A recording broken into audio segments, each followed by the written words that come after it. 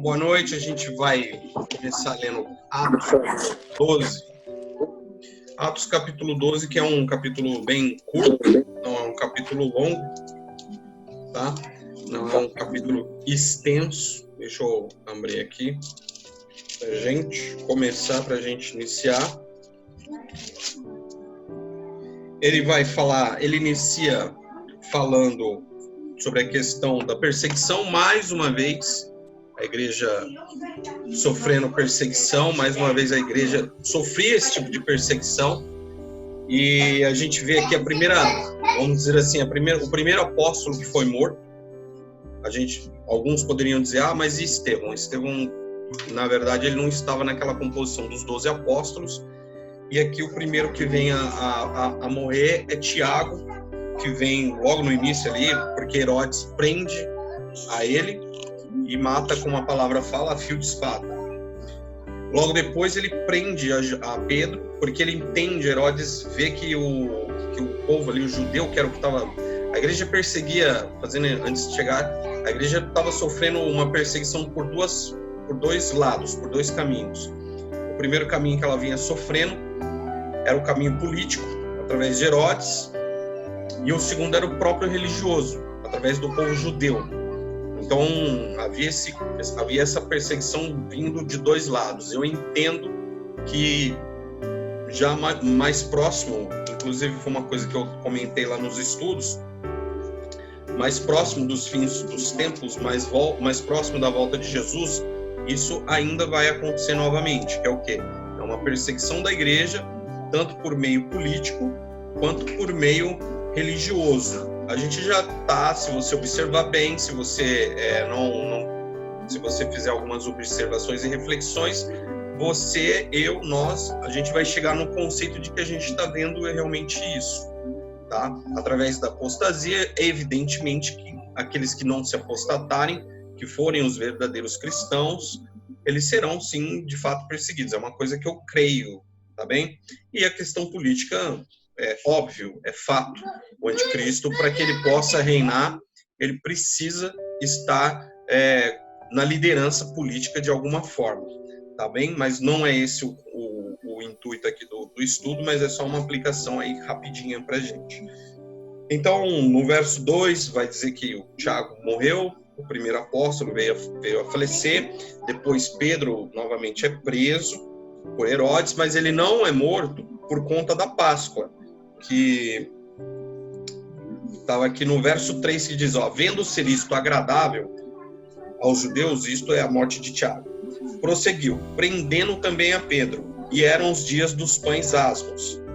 Tendo-o feito prender, lançou-o no cárcere, entregando-o a 4 escoltas de 4 soldados cada uma para guardarem, tencionando apresentá-lo ao povo depois da Páscoa. Então, na verdade, Pedro também, Herodes tinha como intuito a morte de Pedro, mas ele não o fez, porque aqui a Bíblia, lógico, não demonstra isso, mas ela é o que transparece. Existe ali um espaço de tempo entre a morte de Tiago e a prisão de Pedro, e por conta disso, por conta de já estar na festa dos pães asmos, próximo da Páscoa, por ser uma festa, né, algo importante para o povo judeu, então Herodes preferiu meio que, não, eu espero, quando passar, aí eu apresento e mato a Pedro também.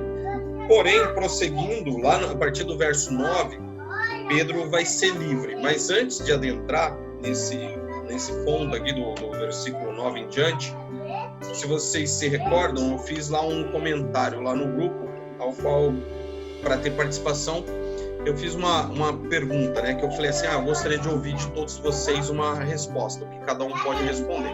Então, eu gostaria mesmo de ouvir, tá bom? Não, você faça aquilo que você compreende, aquilo que está no seu coração, sem medo nenhum.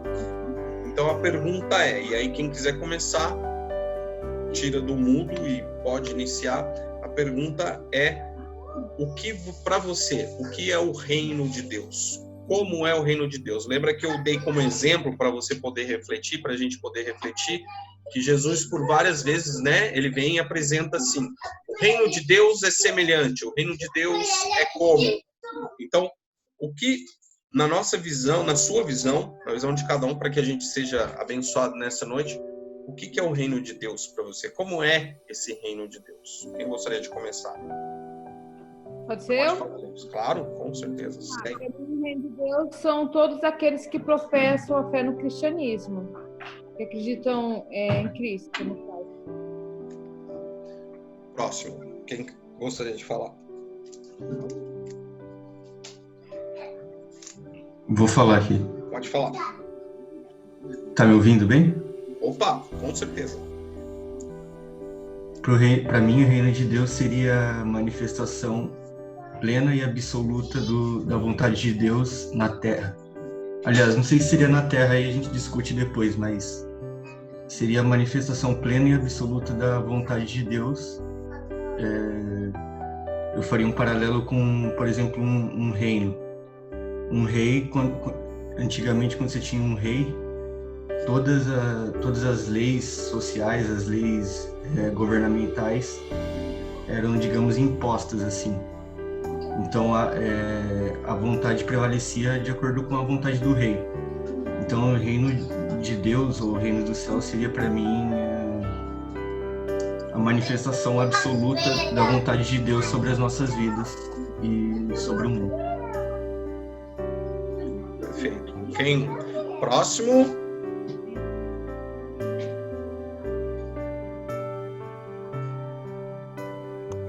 O Douglas. Pode falar. Oi.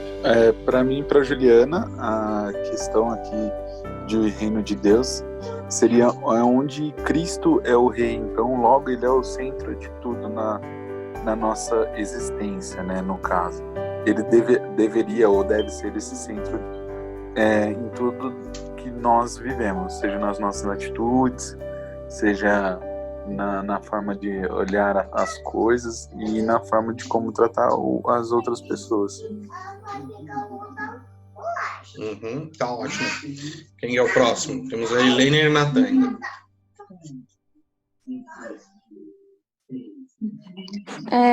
Pra gente, a gente vai em linha, né, com o que o pessoal falou, com o que o João Vitor falou, que o significado, né, seria ter um Deus soberano acima de tudo e acima de todos. A gente acredita que seria isso.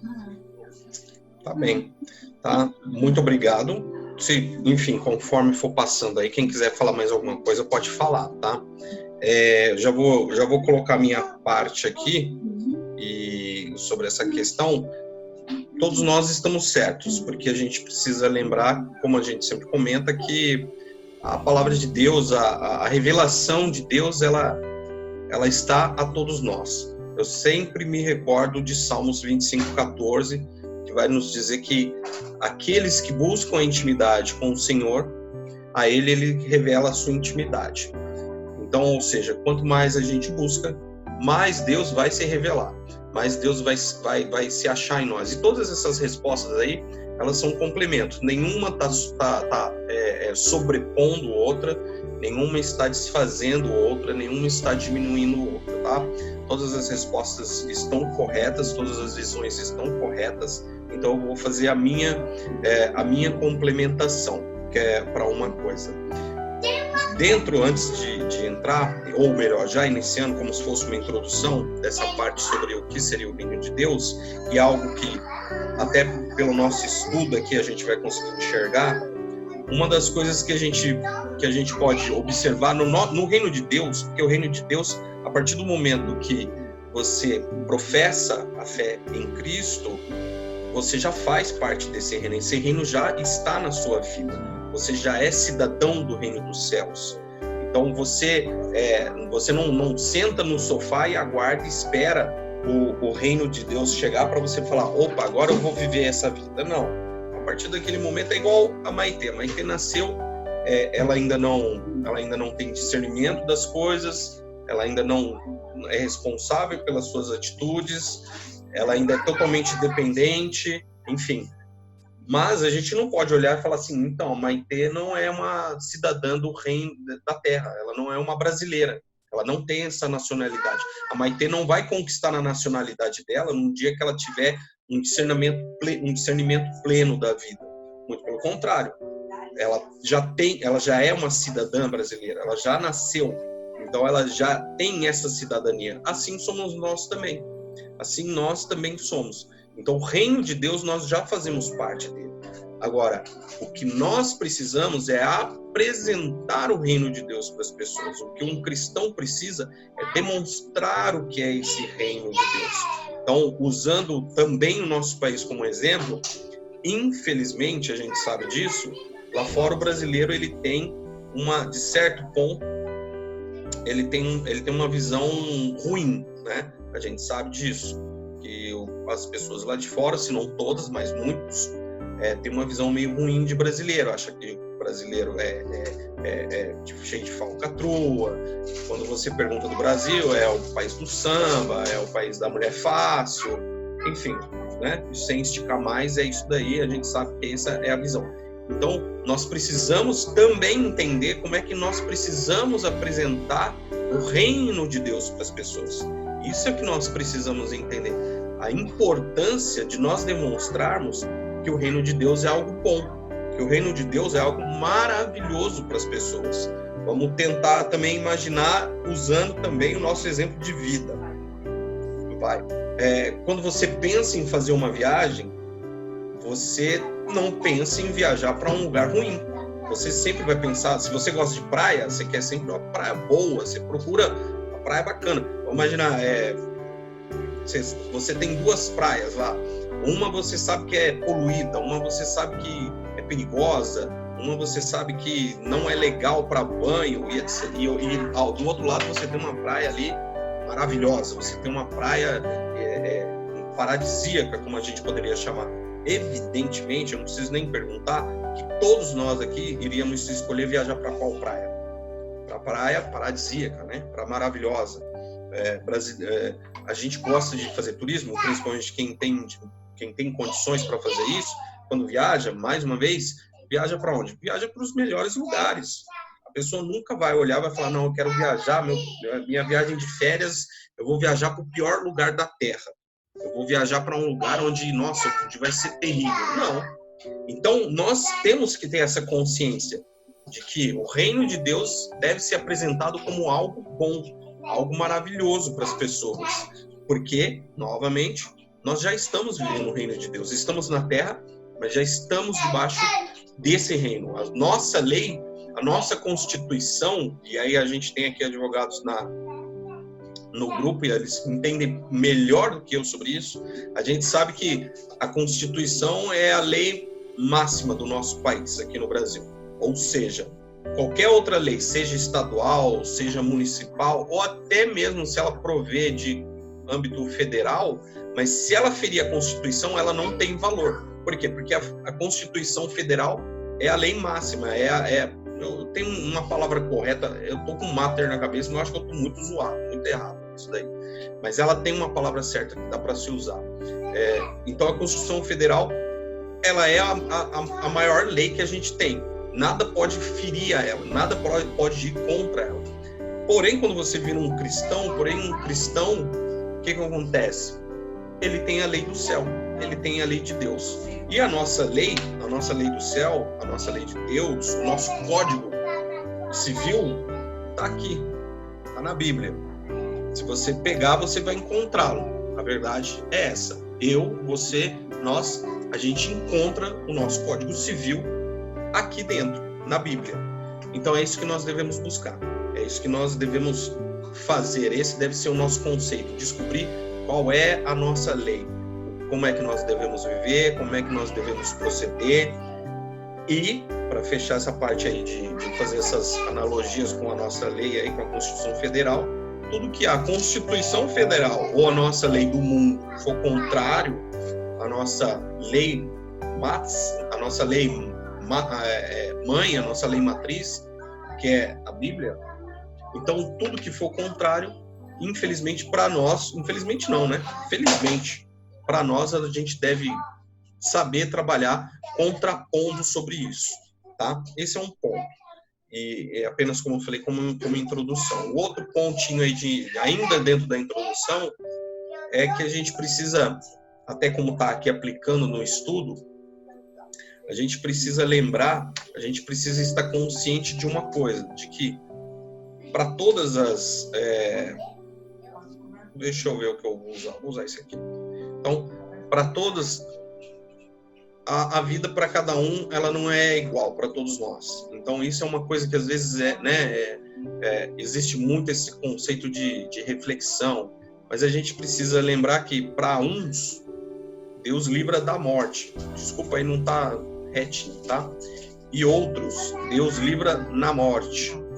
Então, voltando ali ao exemplo de Tiago e Pedro. Tiago foi morto. Pedro não. Pedro foi salvo. Pedro teve um milagre. Qual foi o milagre de Pedro? O milagre de Pedro foi o anjo que apareceu e tirou ele da prisão, livrou ele, levou ele em segurança. Já Tiago não aconteceu isso. Então a gente vê nesse simples ponto uma coisa que está muito relacionada nas nossas vidas de hoje. A uns, Deus livra da morte. A outros, Deus livra na morte. Então a gente nunca pode ter uma associação muito rígida sobre esse sentido, né, de que não, Deus vai me livrar, Deus vai me livrar. Não, muitas vezes Deus vai querer que a gente passe por muitas coisas. Eu sei que a Leiner tem um testemunho muito interessante, muito bom aí do Paulo César Baruch com a esposa dele, e ele foi muito sábio em uma coisa que ele falou em um momento lá do testemunho que eles deram sobre a questão de filhos. E em uma certa situação, a esposa dele, a Rebeca, perguntou, né, por que com ela, e eu achei que assim, a resposta dele foi de extrema sabedoria e me ensinou mais uma vez muito, porque o que ele respondeu para ela foi: por que não com você? Por que só com outras pessoas? Por que para você não? Então a gente também precisa ter, muitas vezes, o discernimento dessa mesma resposta. Por que não comigo? Por que não pode acontecer comigo? Por que eu não posso ficar doente? Por que eu não posso ficar desempregado? Por que eu não posso passar por tribulação? Isso demonstra que Deus não está comigo? Isso demonstra que eu estou em pecado? Não, de forma nenhuma. A gente precisa novamente relembrar que Jesus vai nos dizer que no mundo a gente vai ter aflição. E as aflições, as tribulações que vêm na nossa vida, elas vêm para que a gente aprenda, para que a gente cresça, para que muitas vezes a gente saia da nossa zona de conforto, para que a gente aprenda a caminhar em fé, para que a gente aprenda que pelo esforço do nosso braço, pelo esforço da nossa mão, pelo nosso intelecto, enfim, isso tudo pode nos auxiliar, pode até ser bom, pode até ser excelente em muitos pontos, mas é Deus que está no domínio da nossa vida, soberano, é Ele que está levando os nossos caminhos, é Ele quem faz todas as coisas para que a gente possa se encaminhar, e como também a palavra diz, é necessária a disciplina, e a disciplina, eu vou falar pelos meninos, como é que eu tento disciplinar os meninos? Dando castigo, na base de castigo. Tudo bem que às vezes rola uma chinelada, mas é na base do castigo, é fazendo o castigo e vai fazendo. Isso é uma forma de disciplina que eu uso com eles. Para quê? Para que eles aprendam, para que eles tenham alguns conceitos e eles não fiquem desmiolados na vida, achando que a vida tem que estar sujeitada a eles. Muito pelo contrário, para que eles entendam o que é viver e que muitas vezes na vida você vai encontrar situações difíceis. Então, isso acontece na vida de um cristão, isso acontece na nossa vida.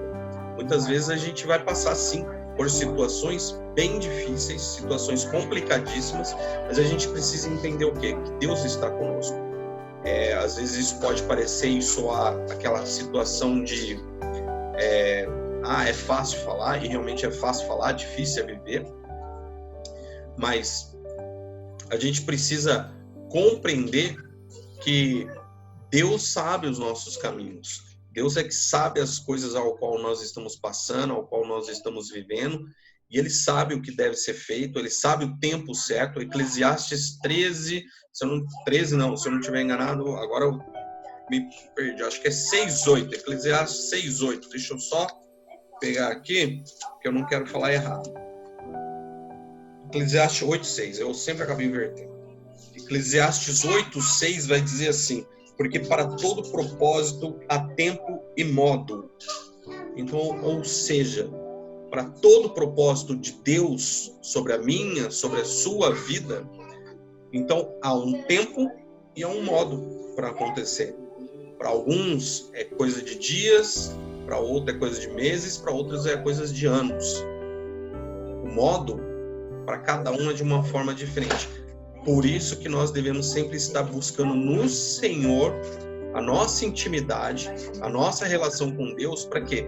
Para que quando a gente chegue ali num momento difícil da nossa vida, para que a gente não se perca do caminho dele. Porque muitas pessoas, infelizmente, se perdem, não por erros de outras pessoas, mas porque elas simplesmente tiveram uma visão equivocada de quem era Deus. E isso a gente tem que combater na nossa vida, e outros irmãos que apresentarem isso, que tiverem essa ideia, a gente tem que tentar ensinar. A Bíblia fala que, né, se a gente exortar o irmão, e não é exortação de falar bravo, é exortação com misericórdia e amor. Se a gente exortar e ganhar o irmão, a gente está abençoado, a gente é melhor para nós. Então nós precisamos aprender sobre esse conceito, sobre essa vida. Cacá, boa noite, tudo bem? Boa noite, tudo bem?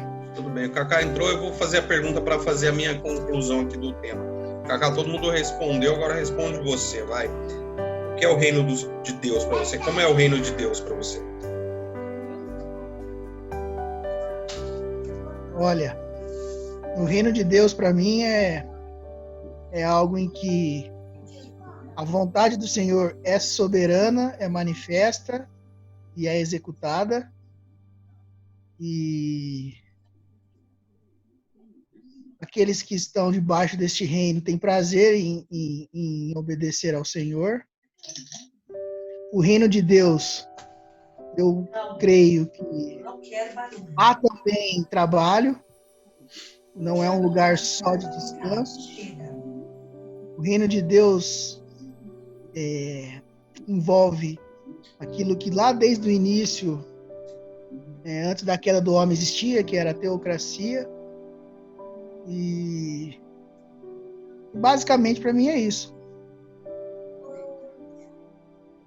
Muito bem, é isso aí. Então, como falei, vou repetir, o Cacá também falou muito bem.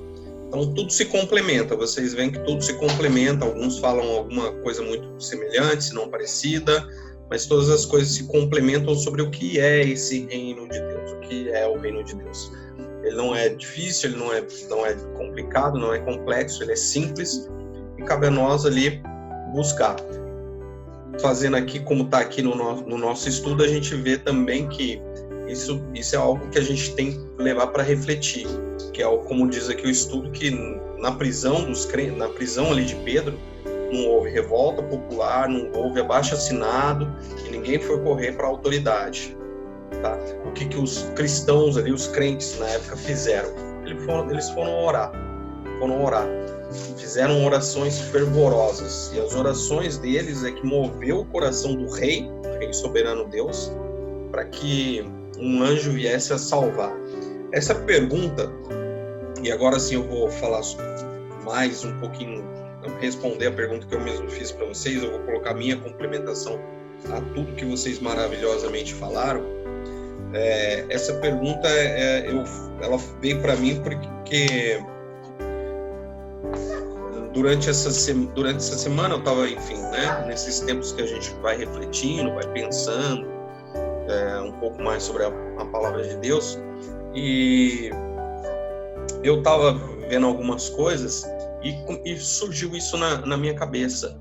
Eu estava vendo ali um pedacinho daquela novela que estava passando lá, Jesus, sem fazer os pontos críticos, se tem algo certo, algo errado, enfim, não é sobre isso. Eu estava vendo um pedacinho e foi onde surgiu isso. Estava vendo Jesus caminhando ali, a personagem de Jesus caminhando sobre um campo, e começou a juntar algumas coisas na minha cabeça, e eu falei, nossa, olha, o reino de Deus, e aí juntou. E aí, então, vou tentar trazer o que veio na minha cabeça para vocês. Espero que eu consiga.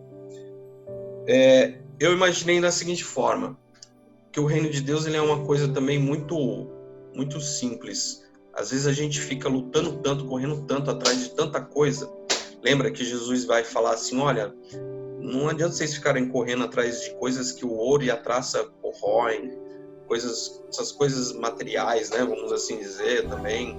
E a gente corre tanto atrás, né? A gente corre tanto, se esforça, se mata quase, tira nosso tempo, se sacrifica por tanta e tanta e tanta coisa, para às vezes tentar ganhar mais dinheiro, para ficar mais com mais status, com mais fama, para ficar às vezes uma pessoa onde todo mundo te conheça, te reconheça, para você ter fama, ter o sucesso dos homens, os aplausos dos homens. E nada disso compõe o reino de Deus. O reino de Deus é muito mais simples. E aí eu vou fazer uma outra ali analogia para vocês entenderem o que veio na minha cabeça. Eu vou usar os meus filhos. Um lugar que meus filhos adoram, eles adoram estar, e aí todo mundo sabe, não preciso aqui falar outra coisa, é a chácara ali do irmão Romário. A chácara do irmão Romário. Se a gente olha para a chácara do irmão Romário, não se ofenda, tá, Lene? Eu sei que você não vai se ofender, mas vamos colocar bem esse ponto. Ali não é um lugar, olha, não é um lugar de luxo, ali não é um lugar cheio de riqueza, ali não é um lugar que você olha e você fala, nossa, esse lugar aqui é um lugar para fazer uma festa de rico. Não, é um lugar simples, é um lugar muito simples, mas onde tem tudo o que o reino de Deus também tem. Tem o quê? Ali tem alegria, ali tem irmãos que vivem unidos. Quando você se junta ali, você não vê cara feia, você não vê tristeza, você não vê pessoas amarguradas, você vê união, você vê pessoas ajudando as outras, você vê os irmãos ali conversando, você vê as pessoas sempre com alegria, com unidade cristã, como ela deveria ser. E como eu falei, é um lugar simples, é um lugar onde os meninos gostam de ir, porque tem galinha, porque tem mato, porque eles gostam de correr, porque eles gostam de brincar no espaço que ele tem. Eles não estão preocupados, mas cadê a máquina de sorvete? Mas cadê as comidas maravilhosas? Mas não está faltando isso, está faltando aquilo. Não, eles simplesmente, o que eles fazem? Eles adoram estar lá, porque ali lá no fundo tem pés, tem plantações, e eles vão lá para pegar as plantinhas, as frutinhas, enfim, eles gostam de estar lá, porque é um lugar simples, mas que dá tudo o que eles precisam. Então aí a gente pode também remeter ao que Jesus vai dizer, né? Que a gente tem que ser como criança, ou seja, a gente tem que ser humilde, tem que ser simples, e sem essa fixação de querer as melhores coisas da vida. Não que eu não estou dizendo aqui para a gente virar, né, sair largando tudo e virar, sei lá, quase como um monge. Não falo sobre isso, mas eu falo que às vezes a gente precisa observar na nossa vida se muitas vezes a gente não tira a verdadeira prioridade de nós. Se muitas vezes a gente não deixa a nossa cabeça fermentar com preocupações que não deveriam.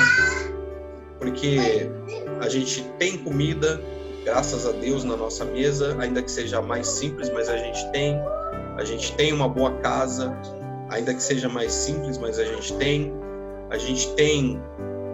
o ambiente familiar, a gente tem um ambiente entre os irmãos, a gente tem pessoas que a gente sabe com quem a gente pode contar.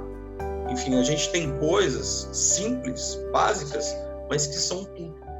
E às vezes, muitas vezes, a gente busca o quê?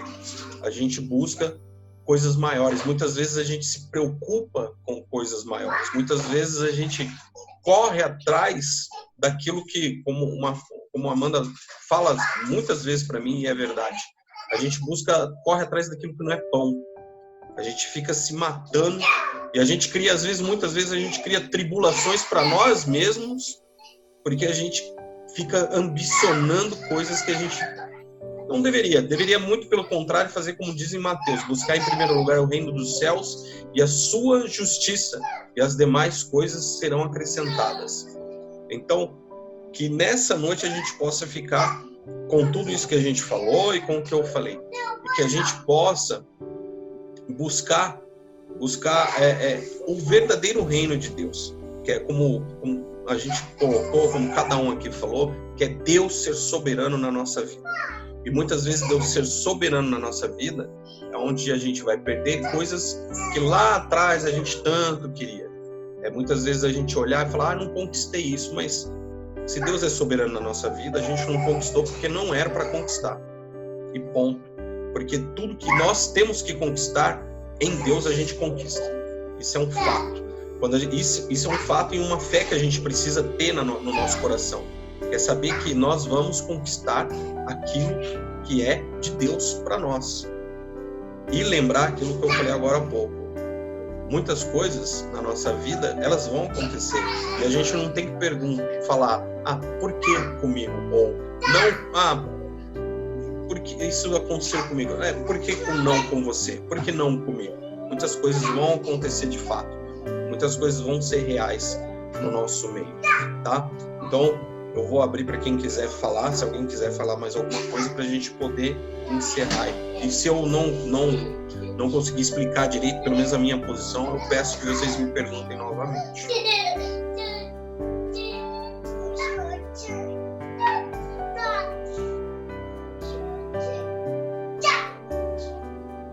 Tá bem? Bom, então, creio que todo mundo conseguiu compreender. Que bom.